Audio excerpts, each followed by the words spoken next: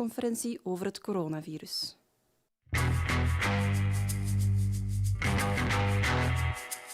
Je le fais parce que je ne veux plus devoir choisir entre les amis que je vois et ceux que je ne peux pas voir.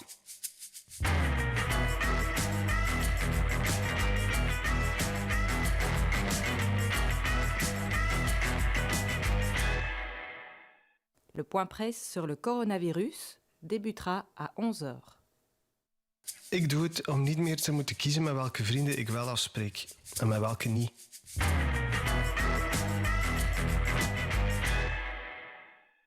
Om 11 uur start de persconferentie over het coronavirus.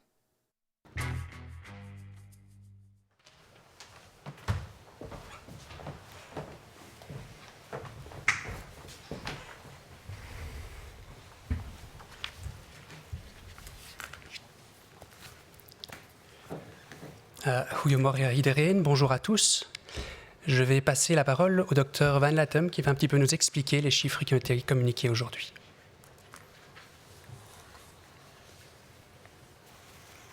Goedendag iedereen, bonjour à toutes, bonjour à tous.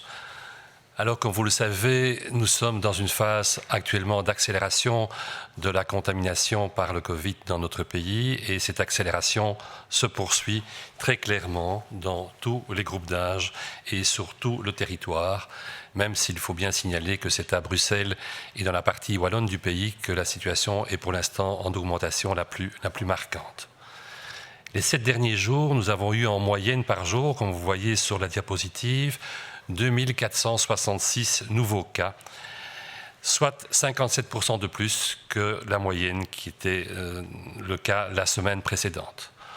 On a même noté mercredi, jeudi et vendredi dernier plus de 3200 nouvelles infections en une seule journée. Ces infections ont lieu dans tous les groupes d'âge, on l'a déjà signalé, mais comme on l'avait déjà depuis un certain temps, de manière majoritaire chez les jeunes dans la vingtaine, qui correspondent à 20% à peu près du total des nouveaux diagnostics. On l'a déjà dit aussi, mais il faut redire ce genre de choses-là. Les personnes plus âgées sont également maintenant plus fréquemment touchées qu'il y a quelques semaines et les gens de plus de 90 ans, dont on vous a déjà parlé, sont actuellement avec un taux de contamination qui est le double de celui qu'ils avaient il y a 8 jours. Augmentation dans tout le territoire, c'est bien vrai, surtout dans les provinces wallonnes, comme vous le voyez sur la carte ici, avec des pics qui peuvent atteindre 130% pour le Luxembourg ou 111% pour Namur. Je pense que ces chiffres doivent probablement être vus avec des pincettes, comme on dit, car il y a là probablement un rôle confondant lié au fait que lorsque vous faites un test, le diagnostic est transmis à la commune où vous êtes domicilié et que beaucoup d'étudiants qui sont actuellement dans le supérieur, venant du Brabant wallon ou de Bruxelles, sont domiciliés encore chez leurs parents dans les provinces en question, ce qui peut influencer cette augmentation spectaculaire depuis quelques semaines dans les provinces en question. On a, pour la province de Liège et le Hainaut actuellement, plus de nouveaux cas diagnostiqués que dans la province d'Anvers, respectivement 340 et 316 nouveaux cas, si on compare à 296 nouveaux cas dans la province d'Anvers. Cependant, c'est toujours Bruxelles-Capitale qui est en tête de ce malheureux peloton avec 540 nouveaux cas diagnostiqués par jour. Ce faisant, se basant sur le taux de nouveaux cas par 100 000 habitants par 14 jours, qui atteint 505 pour Bruxelles-Capitale. La capitale occupe actuellement la 2e place du podium des capitales européennes entre Madrid et Paris. Si on passe maintenant aux hospitalisations, très classiquement et malheureusement les hospitalisations suivent, comme vous le savez, à un certain moment le taux de contamination. Et nous avons là également une augmentation avec hier, par exemple, 104, on a dépassé le chiffre 100, 104 nouvelles hospitalisations. On a actuellement une moyenne de 84 nouvelles entrées à l'hôpital par jour, en comparant par rapport à la semaine précédente. Le chiffre qu'on a obtenu hier de 104 est un malheureux record puisque le précédent date du début mai où on avait 108 hospitalisations en une seule journée. On compte actuellement près de 1000 patients hospitalisés, de l'ordre de 950, 960. On compte près de 190 patients en soins intensifs, dont une partie significative est ventilée. Ceci est aussi une augmentation significative par rapport à la semaine qui précède, de l'ordre de 26%. À nouveau, la majorité de ces patients hospitalisés se trouvent sur le territoire de Bruxelles-Capitale, où on sait que le nombre d'hôpitaux est particulièrement important, et ça biaise partiellement les résultats, bien sûr, suivi d'Anvers, puis de la province de Liège, du Hainaut et la Flandre orientale. Nous déplorons actuellement un nombre de décès qui a nettement augmenté puisqu'il a doublé pratiquement en une semaine. Et en moyenne, nous avons actuellement 11 décès par jour, alors qu'on avait 4 décès, donc on peut presque dire qu'on a triplé par jour en moyenne durant la semaine qui a précédé. Alors après ces chiffres qui ne sont pas favorables pour l'instant, vous savez que nous avons eu depuis hier de nouvelles directives données par le nouveau gouvernement, au vu d'ailleurs de la situation épidémiologique qu'on vient de vous décrire.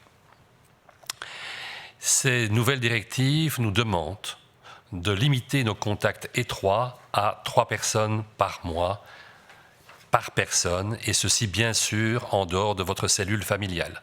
La cellule familiale, ce sont les gens qui sont sous le même toit. Cela peut être bien sûr une personne, un couple avec des enfants, un couple avec les grands-parents qui habitent avec vous en permanence. Cette cellule familiale est une entité auquel se rajoutent 3 personnes par mois par adulte de la cellule en question. Ce sont ces personnes-là qui vous seront proches. Ce sont ces personnes-là pour lesquelles, la plupart du temps, vous n'aurez pas de précautions majeures, que vous allez serrer dans vos bras, que vous allez éventuellement embrasser, auquel vous allez encore serrer la main comme au bon vieux temps, si on peut dire. Ce sont des personnes pour lesquelles vous n'allez pas, par définition, avoir tout le temps 1,50 m entre elles et vous.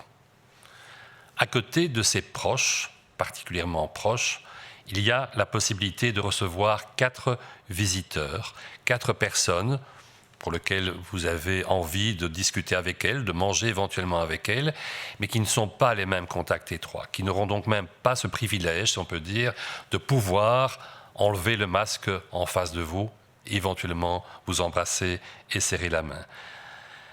Là, clairement, les précautions, la distance, le masque si nécessaire, sont d'application.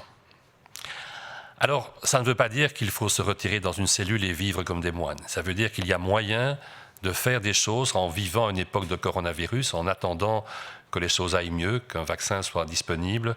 Et nous voulons aujourd'hui vous montrer un petit peu ce qu'il y a moyen de faire avec une sorte de scénario de réception à domicile, si on peut dire. On ne va pas vous la mimer ici ensemble, mais on va vous la raconter. On va vous la raconter, et le scénario de base est un scénario qui est émaillé partout des fameuses 6 règles d'or. Ce que vous allez essayer de faire en recevant des gens chez vous, c'est ce qui se passe actuellement dans un restaurant, pour celui qui a été dans un restaurant. Les restaurants donnent et appliquent ce genre de mesures, et on sait qu'actuellement, au niveau des restaurants par exemple, on n'a pas de signal qui nous montre que la contamination s'y passe particulièrement. Donc si vous appliquez ce genre de mesures, on devrait pouvoir garder effectivement une grande sécurité dans vos contacts. Toute visite à domicile de quelqu'un commence par une invitation, normalement. Et je pense que malheureusement, on est à l'époque des invitations, que l'impromptu est peut-être quelque chose qui doit être en partie mis entre parenthèses. L'invitation, ça veut dire que vous avez un contact avec la personne qui va venir manger chez vous, ou que vous allez recevoir pour prendre un café, par exemple. Et donc, vous pouvez d'abord discuter avec elle de la manière dont ça va se passer. Qu'elle sache clairement que vous tenez à ce qu'effectivement les précautions soient respectées, que vous tenez à ce qu'il n'y ait pas de risque particulier lié à cette rencontre. Donc planifiez les choses, exposez clairement ce qu'il en sera, de manière à ce que les cartes soient sur la table et que personne ne se dise « Ah, je ne savais pas » en arrivant.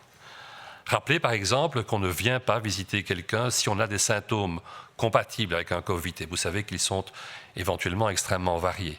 Qu'on ne vient pas chez quelqu'un pour passer une soirée, par exemple, si on est soi-même un contact à haut risque et qu'on va faire un frottis le lendemain ou qu'on l'a fait le matin et qu'on attend le résultat qui sera peut-être positif. On ne fait pas ce genre de réunion à ce moment-là. On se met certainement en quarantaine, mais on ne participe pas à une soirée chez des amis dans le contexte en question. Rappelez aussi qu'il est important d'avoir un masque avec soi. Éventuellement, ayez des masques chez vous, mais rappelez aux gens que prendre un masque avec soi, ce sera nécessaire. Alors après l'invitation, c'est l'accueil. On sonne à votre porte, qu'est-ce qui se passe? Eh bien, vous allez effectivement aller accueillir les personnes avec un masque. Et elles auront, elles aussi, un masque. Comme quand on arrive au restaurant, c'est la même chose. Vous allez vous dire bonjour, pas en vous serrant la main, pas en vous embrassant, sauf si bien sûr ces personnes font partie de votre cercle proche. Mais vous allez faire comme on fait maintenant. Mes enfants, mes petits-enfants m'ont appris il y a plusieurs mois qu'en se cognant le coude ou en se cognant la cheville, c'était très gai aussi. Eh bien, on va effectivement, un certain temps, continuer à se cogner le coude ou la cheville au lieu de s'embrasser lorsqu'on n'est pas dans le cercle des proches. Chacun va enlever son manteau, on va le mettre au niveau du vestiaire, on va le mettre à un endroit disponible et on ne va pas s'attarder dans le hall d'entrée qui est d'habitude très petit. On va se trouver extrêmement proche l'un de l'autre. On va aller vers l'endroit où se passera la soirée, vers le salon, vers la salle à manger. On va s'y asseoir et on va essayer d'y rester. On ne va pas déambuler dans tous les coins en allant chipoter dans les bouquins, dans les disques ou autre chose. On va essayer de rester le plus stable, le plus fixe à sa place possible. À nouveau, j'ai envie de dire, comme on le fait logiquement au restaurant, en gardant le plus de distance possible. Et donc, il faut essayer d'avoir ce fameux 1,50 m entre les gens qui seront assis dans la salle à manger ou dans le salon. Bien sûr, ça ne s'applique pas aux personnes qui font partie de la bulle, enfin l'ex-bulle familiale, ou de celle des gens qui peuvent être proches, ça va de soi. On enlève son masque, bien sûr, lorsqu'on s'est assis, dans le divan par exemple, qu'on a un verre devant soi, qu'on a des chips devant soi, ou qu'on est assis à table pour commencer à manger. Mais on ne va pas mettre son masque n'importe où, quelque part sur le divan, quelque part sur la table. Alors essayez de songer, comme vous le faites à table, en mettant des serviettes, de fournir aux gens un réceptacle, une enveloppe par exemple, dans laquelle ils pourront mettre leur masque. Les gens vont songer à prendre leur masque avec eux, si vous le dites. Ils ne vont pas forcément songer à prendre un réceptacle pour mettre leur masque. Donc, songez à le mettre par politesse lorsque les gens arrivent chez vous. On va se désinfecter les mains, bien sûr, après avoir manipulé son masque. Ça veut dire qu'au niveau de la table, eh bien, il y aura une bouteille de vin ou de bière, si vous en prenez, une bouteille d'eau, et il y aura aussi une bouteille de gel hydroalcoolique. Ce sera une bouteille de plus qu'il sera nécessaire d'avoir, comme au restaurant. Je le répète, mais c'est vraiment la même chose.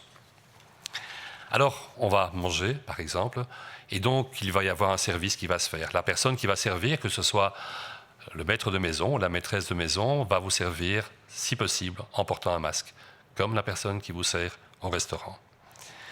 En tant qu'invité, eh bien, vous aurez l'occasion d'être ce qu'on appelait avant impoli. Vous aurez l'occasion de rester assis et de ne pas aider au service, de ne pas aider à débarrasser, de manière à ce qu'on évite justement que les gens se croisent et se touchent dans tous les sens. C'était une impolitesse et maintenant ça devient une marque de respect. Ça changera, j'espère, dans les mois qui viennent. Évitez les plateaux communs, oui c'est vrai, essayez d'avoir un bol pour vous, un petit plateau pour vous et pas quelque chose où tout le monde picore. Évitez les buffets. Ça revient de même, ça veut dire éviter les contacts croisés, les couverts que l'on manipule tous ensemble l'un après l'autre et autres risques d'infection d'une personne par l'autre personne. Et j'ai envie de dire, d'une manière ou d'une autre, on essaye toujours de boire dans son verre plutôt que dans le verre des autres. C'est devenu plus que jamais quelque chose qu'on va essayer d'observer. Employez des serviettes jetables ou employez des serviettes en tissu si vous le voulez, mais à ce moment-là, nettoyez-les en machine. On a assez parlé des fameux 60 degrés et du détergent qu'il fallait mettre dans la machine en question. Ceci sera aussi sûr sans problème. Alors, lorsqu'on rencontre des gens, ce n'est pas seulement pour manger, mais c'est surtout pour parler. C'est pour échanger entre soi.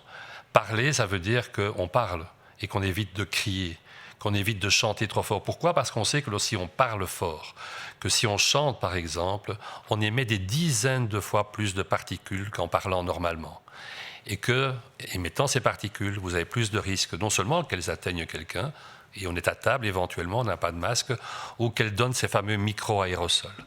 Et donc, s'il vous plaît, ne mettez pas trop fort la musique dans la pièce. Essayez que les gens puissent parler avec une conversation normale sans devoir crier et vous diminuerez comme ça significativement le risque d'infection si quelqu'un était porteur du virus dans le groupe que vous recevez chez vous. Les toilettes, ce seront à nouveau les toilettes comme au restaurant, c'est-à-dire qu'il faut effectivement qu'il y ait là du gel hydroalcoolique ou s'il y a bien sûr un lavabo et du savon, le fameux lavabo et le savon qui fonctionneront aussi bien que le gel hydroalcoolique. Et essayez de penser par exemple à un rouleau de papier essuie-tout ou autre pour s'essuyer les mains, ce sera parfaitement adéquat. Toute la pièce, et c'est vrai d'ailleurs pour les toilettes aussi, mais toute la pièce où on se trouve, le salon, la salle à manger, auront intérêt en hiver à être bien ventilées. Parce que ne fantasmons pas, nous ne vivons pas dans le sud de la France et il sera difficile de faire des réceptions les mois qui viennent à l'extérieur. Et donc on sera très souvent à l'intérieur. À l'intérieur, c'est ce risque, justement, on l'a dit, d'avoir des particules virales qui restent en suspension. Et pour éviter ça, eh bien, la seule chose à faire, c'est de ventiler votre pièce. Comment peut-on ventiler en Belgique sans souffrir des frimas éventuels? Eh bien, c'est d'entrebâiller, comme on dit, les fenêtres, soit classiquement, soit par le haut, pour celles qui sont battantes, et d'avoir ainsi, si possible, 2 fenêtres entrebâillées, si possible, se faisant plus ou moins face, en évitant les grands courants d'air. Ça restera quelque chose de pas évident, mais il vaut mieux avoir un peu frais et une bonne ventilation que bien chaud et une transmission du virus.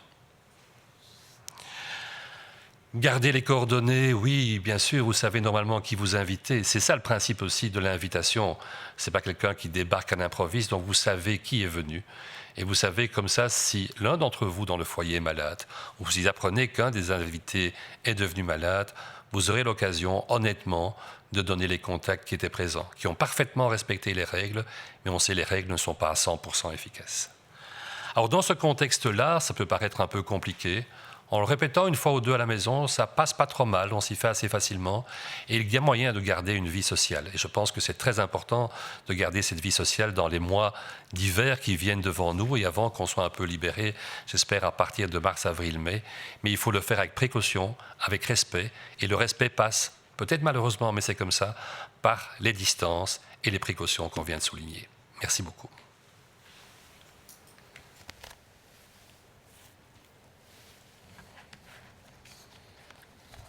Goedemorgen iedereen, bonjour tout le monde.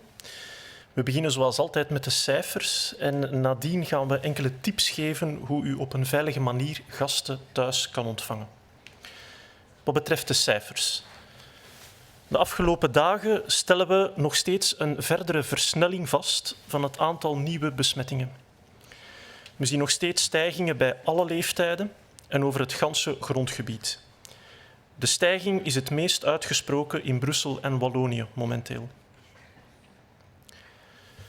De afgelopen 7 dagen werden er gemiddeld 2466 nieuwe gevallen per dag vastgesteld in België. En dat is opnieuw 57% meer dan de week ervoor. Afgelopen woensdag, donderdag en vrijdag zijn er telkens meer dan 3200 nieuwe besmettingen op 1 dag vastgesteld. De toenames blijven zich voordoen bij alle leeftijdsgroepen. Ruim 1 op de 5 nieuwe besmettingen doet zich voor bij de 20-jarigen. Dit blijft de groep waar het virus het meest circuleert. Bij de 90-plussers is er jammer genoeg opnieuw ruim een verdubbeling van het aantal vastgestelde besmettingen ten opzichte van de vorige week. De toenames blijven zich voordoen over het hele land. En het zijn nu in het bijzonder de Waalse provincies waar we de grootste toenames zien.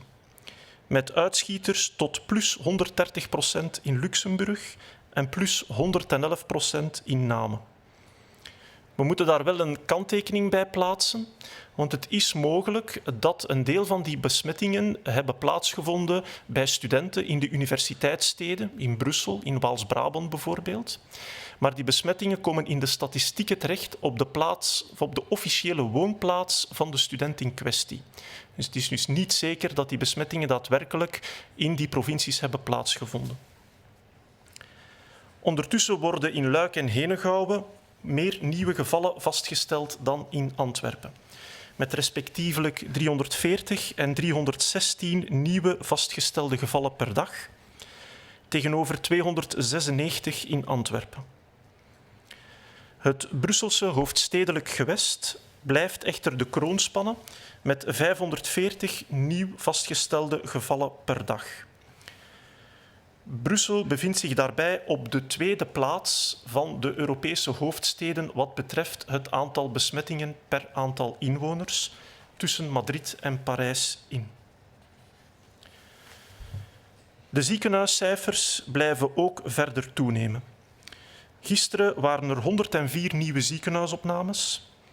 Het is sinds begin mei geleden dat we nog meer dan 100 ziekenhuisopnames per dag hebben genoteerd. Hiermee komt het weekgemiddelde op 84 nieuwe opnames per dag. En dat is een toename van 26% in vergelijking met de week ervoor. Er liggen nu ook bijna 1000 COVID-patiënten in de Belgische ziekenhuizen.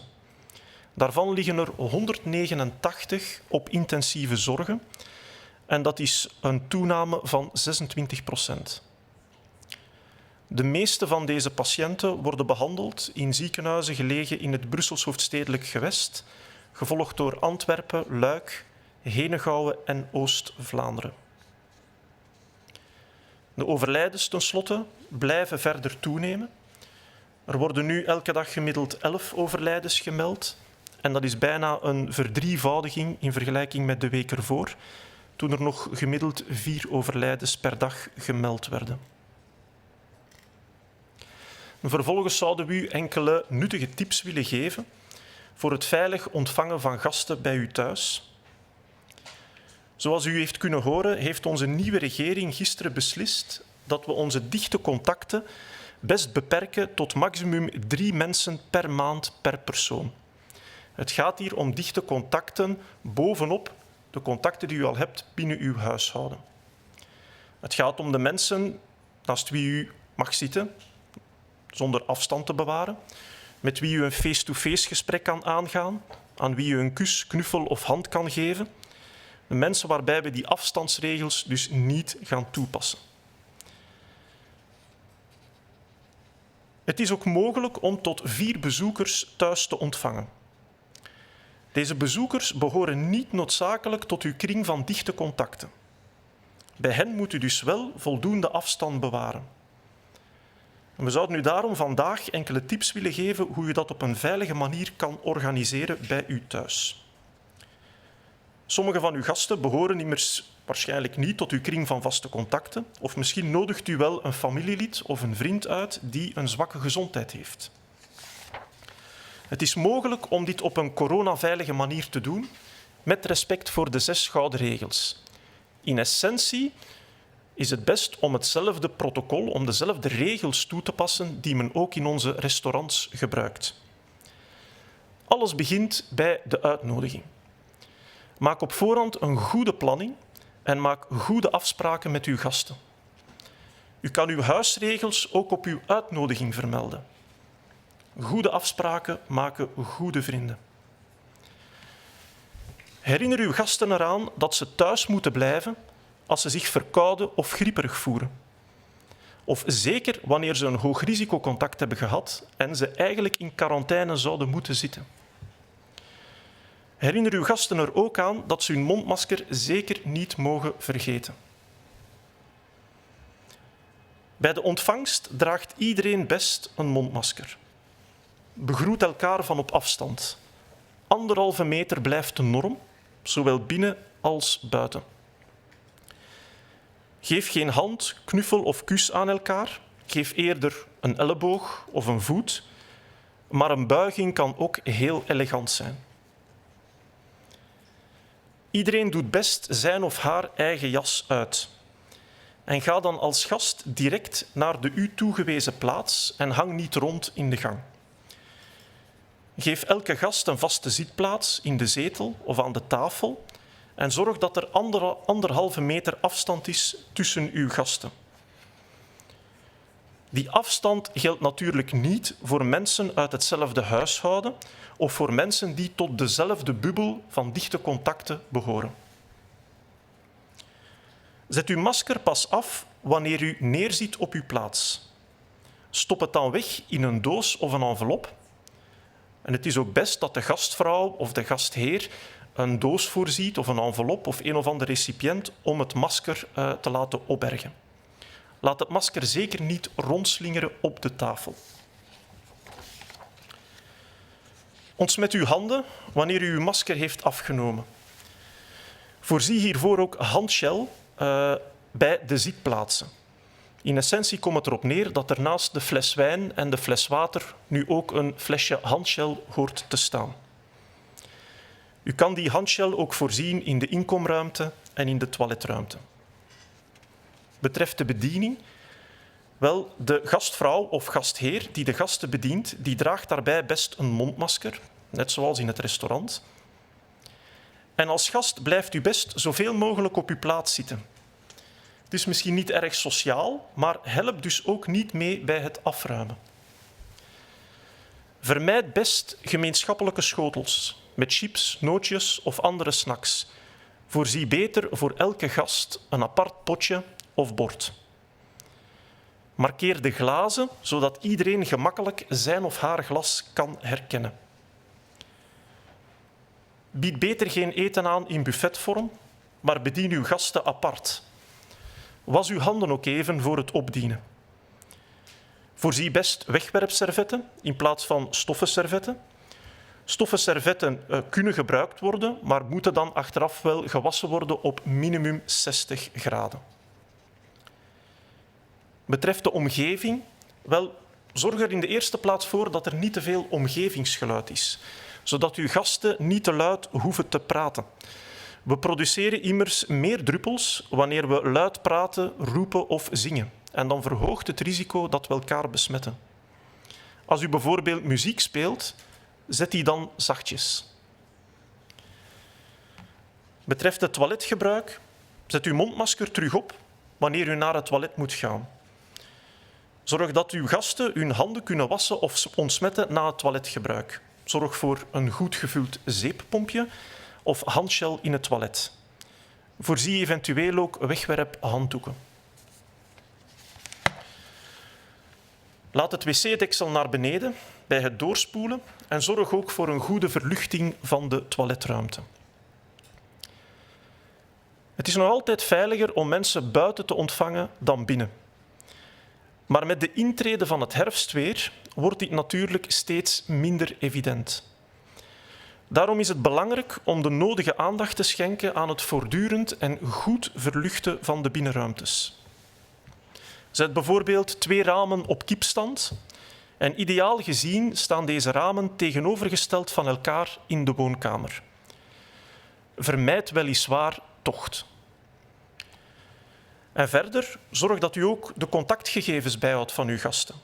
Indien nodig kan u deze doorgeven aan de contacttracing. En tenslotte, wees sociaal. We kunnen elkaar bezoeken, maar doe dat veilig met afstand en mondmasker. Zo kunnen we er toch nog een warme, gezellige en gezonde winter van maken. Dank u wel.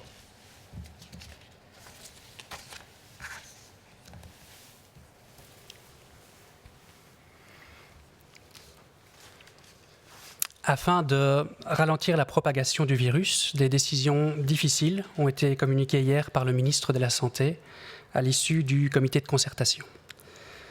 Ces mesures, elles ont été jugées nécessaires parce qu'il s'agit ici de protéger la santé de chacun d'entre nous, protéger aussi nos services de soins de santé et leur personnel. Ces décisions sont reprises telles qu'annoncées hier sur le site info-coronavirus.be et elles devraient entrer en application à partir du 9 octobre pour une durée de 30 jours.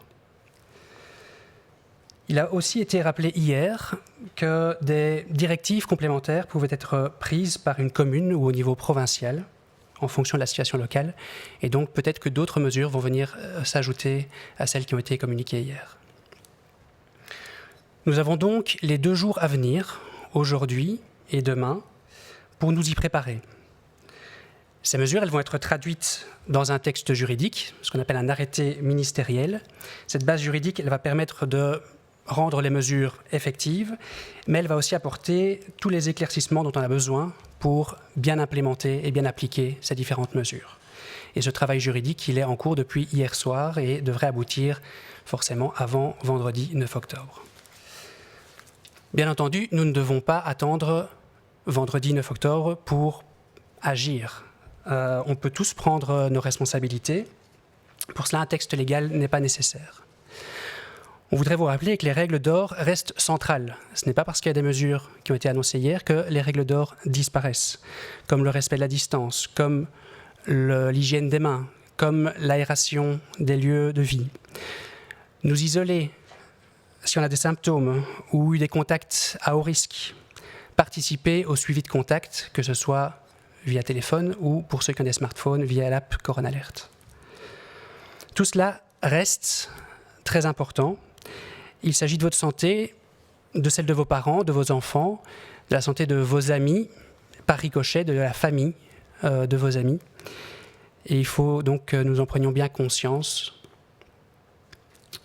Bien que le comité de concertation se soit arrêté sur des mesures relativement simples, il est possible que vous ayez des questions précises sur la bonne application de celles-ci. Dès que l'arrêté ministériel sera validé, publié, et donc on espère que ce sera ce soir ou demain, nous allons détailler les différentes mesures sur le site info-coronavirus.be. On va aussi, comme c'est le cas depuis mars 2020, les traduire en plus de 20 langues pour que ça soit vraiment accessible à tous. Et on partagera ces informations activement via nos canaux et on répondra également, comme toujours, à vos questions via les médias sociaux ou via le numéro d'information. Soyons conscients que la situation actuelle est sérieuse. Les mesures qui sont prises ont pour but de freiner la propagation et notamment des courbes d'hospitalisation. Cependant, cela ne réussira que si chacun d'entre nous y mettions d'une autre. Personne ne peut se permettre d'ignorer le virus ou les mesures qui sont mises en place pour lutter contre sa propagation. Nous avons montré par le passé que nos comportements ont un impact sur la situation. Donc pour les 30 jours à venir, on compte plus que jamais sur vous. Ensemble, nous pouvons le faire. Merci.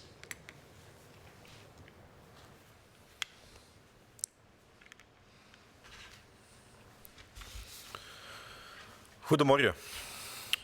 Om de versnelling van het aantal nieuwe besmettingen af te remmen, zijn er gisteren door het overlegcomité moeilijke, maar vooral noodzakelijke beslissingen genomen. Noodzakelijk omdat het gaat om de gezondheid van ons allemaal en omdat we een overbelasting op het gezondheidssysteem absoluut willen vermijden. Deze beslissingen zijn van kracht vanaf vrijdag 9 oktober en dit voor minstens een periode van een maand. U kan de genomen maatregelen nalezen op de website info-coronavirus.be. Deze maatregelen en de uitleg bij deze maatregelen worden momenteel vertaald in meer dan 20 talen en zullen ook gepubliceerd worden op deze website. In functie van de lokale situatie kunnen er ook bijkomende maatregelen genomen worden op gemeentelijk of op provinciaal niveau. Blijf dus uw gemeente volgen voor actuele informatie. De komende 2 dagen, vandaag en morgen, kan iedereen zich organiseren om deze nieuwe, verstrengde maatregelen te implementeren in het professioneel leven, maar ook in het privéleven. Deze maatregelen zullen ook worden omgezet in een ministerieel besluit. Dat zal gepubliceerd worden in het Belgisch Staatsblad. Deze wettelijke basis is noodzakelijk om de maatregelen afdwingbaar te maken. Momenteel is men volop bezig met deze juridische oefening. Uiteraard hoeft u niet te wachten tot vrijdag om de verstrengde maatregelen toe te passen. Integendeel zelfs. Iedereen kan zijn verantwoordelijkheid nu opnemen. Een juridische tekst is daarvoor niet nodig. De 6 gouden regels blijven uiteraard nog steeds belangrijk en centraal staan. Blijf deze altijd en overal respecteren. Bijvoorbeeld een goede handhygiëne en het respecteren van de afstand, de gekende 1,5 meter. Maar ook meewerken aan het contactonderzoek of het downloaden van de Corona Alert app voor mensen met een smartphone blijven belangrijke elementen in de strijd tegen de verspreiding van het virus. Ondanks het feit dat het overlegcomité duidelijke en eenvoudige maatregelen heeft genomen, is het mogelijk dat u zeer specifieke vragen heeft over de juiste toepassing van deze verstrengde maatregelen. Van zodra het ministerieel besluit is gepubliceerd, zal deze wettekst worden verduidelijkt op de website info-coronavirus.be. En zullen we via verschillende kanalen antwoorden op uw vragen, zoals we de afgelopen weken en maanden steeds hebben gedaan. We moeten allemaal beseffen dat de situatie zeer ernstig is. De maatregelen zijn genomen om een kentering in te zetten, een kentering die noodzakelijk is. Dit zal echter alleen lukken als iedereen nu zijn verantwoordelijkheid opneemt. Niemand kan het zich veroorloven om de duidelijke regels te negeren. Het gaat om de gezondheid van u, van uw familie, van uw vrienden, van uw collega's. We hebben bewezen in het verleden dat ons gedrag een invloed heeft op de situatie. Laat ons opnieuw samen de inspanning doen. Samen kunnen we dit. Dank u wel. Kunnen we nu overgaan tot de vragen van de journalisten? De herfstvakantie nadert en vele vakanties zijn al vastgelegd. Kan een vakantie met een ruimere familie of vriendengroep nog doorgaan op voorwaarde dat we ons gezond verstand gebruiken? Dat is een heel goede vraag. Ik denk dat er inderdaad heel veel mensen uitkijken naar de herfstvakantie om samen met vrienden of familie een weekje of een weekendje door te brengen. Zoals eerder aangekondigd of uitgelegd, moeten we wachten op het ministerieel besluit. Het ministerieel besluit vormt de wettelijke basis van deze nieuwe maatregelen. En op basis daarvan kunnen we op heel specifieke vragen, zoals deze vraag, snel een antwoord geven. We begrijpen uiteraard dat iedereen zo snel mogelijk een antwoord op zijn specifieke vraag wil. En we gaan daar ook zo snel mogelijk op antwoorden, maar daarvoor hebben we uiteraard wel een wettelijke basis nodig. En dat is dat ministerieel besluit dat morgen zal gepubliceerd worden.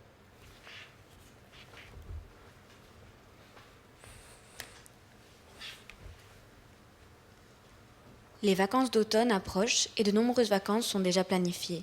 Des vacances en famille élargie ou en groupe d'amis peuvent-elles avoir lieu à condition de faire preuve de bon sens?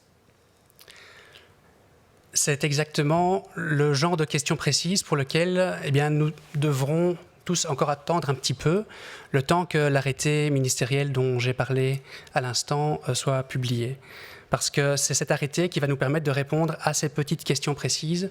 Pour le moment, nous n'avons que les grandes décisions qui ont été communiquées hier. Et donc oui, il nous faudra attendre encore un petit peu pour pouvoir répondre à ce genre de questions, mais dès que nous aurons l'information, dès que l'arrêté sera publié, on mettra ces informations sur le site infocoronavirus.be. Oké, ik denk dat dat de enige vraag was die we vandaag hebben ontvangen van de journalisten. Goed, ik zou zeggen, dan is het nu aan ons allemaal, om onze verantwoordelijkheid op te nemen. De maatregelen zijn genomen. We beseffen allemaal dat de situatie ernstig is. Laat ons nu met z'n allen onze verantwoordelijkheid opnemen en de maatregelen respecteren. De volgende persconferentie zal vrijdag doorgaan om 11 uur, naar goede gewoonte. Donc, le prochain conférence de presse aura lieu le vendredi à 11 heures. Merci.